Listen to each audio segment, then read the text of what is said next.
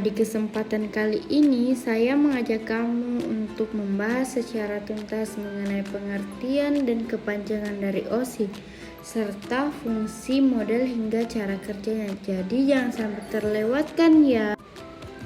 Open System Interconnection yang memiliki arti sebagai model referensi dari sebuah kerangka yang bersifat konseptual.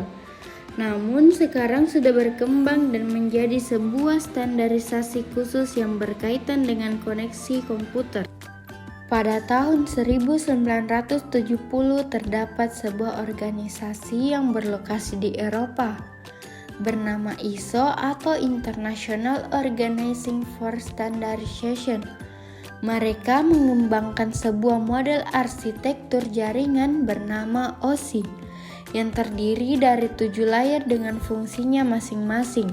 Tujuan dibuatnya OSI layer adalah sebagai rujukan agar produk yang dibuat dapat bersifat interpolate. Ini berarti user dapat bekerja sama dengan produk atau sistem tanpa perlu melakukan penanganan secara khusus. OSI layer sendiri bekerja melewati 7 lapisan yang berurutan.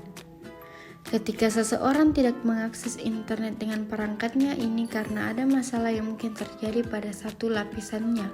Nah, lapisan pertama yaitu physical layer. Layer fisikal pada OSI adalah lapisan yang berfungsi sebagai transmisi terhadap bit data. Jenis sinyal yang dipakai pun tidak sembarangan, sehingga memungkinkan penerimaan sinyal dengan baik. Jenis sinyalnya pun harus didukung media fisik seperti kabel. Setelah layer ini menyelesaikan tugasnya, maka akan diteruskan ke layer yang kedua. Lapisan yang kedua yaitu data link layer. Fungsi utama dari data link layer adalah untuk memeriksa bila terjadi kesalahan dalam menyalurkan transmisi terhadap bit data. Pada layer ini juga terjadi koreksi kesalahan, pengalamatan hardware pada MAC address, dan flow control. Adapun lapisan yang ketiga yaitu network layer. Layer network pada OSI ini bertugas untuk mendefinisikan alamat IP sehingga setiap komputer terdapat saling terkoneksi dalam satu jaringan. Fungsinya melaksanakan proses routing dan membuat header untuk setiap paket data yang ada. Lapisan yang keempat, transport layer. Mengapa disebut transport layer? Sebab lapisan ini memiliki peran untuk menyalurkan bit. Fungsi spesifik dari layer ini yaitu memecahkan data yang akan dimasukkan ke dalam beberapa paket data. Dengan layer ini, data bisa disalurkan dari server menuju ke pengguna tanpa adanya gangguan. Lapisan kelima, layer session, memiliki fungsi untuk mengendalikan dialog maupun melakukan pengelolaan terhadap koneksi suatu komputer. Bahkan layer ini juga bisa melakukan pemutusan koneksi internet pada suatu komputer. Contohnya NFS, RTP, dan lainnya. Lapisan keenam, lapisan presentation, berfungsi untuk mengidentifikasi sintaks yang dipakai suatu host jaringan untuk berkomunikasi.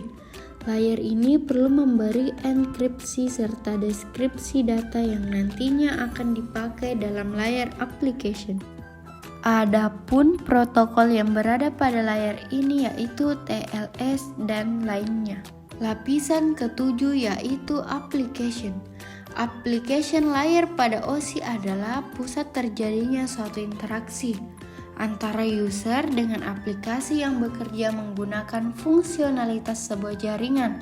Lapisan ini menjadi layer paling atas dari model OSI.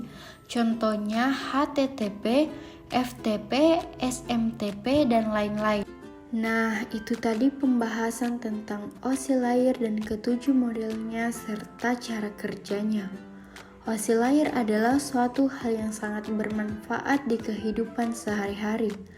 Adanya OSI ini, kamu jadi bisa berkomunikasi dengan teman-teman secara lancar, meskipun kalian berada di dua tempat yang berbeda. Thank you for watching.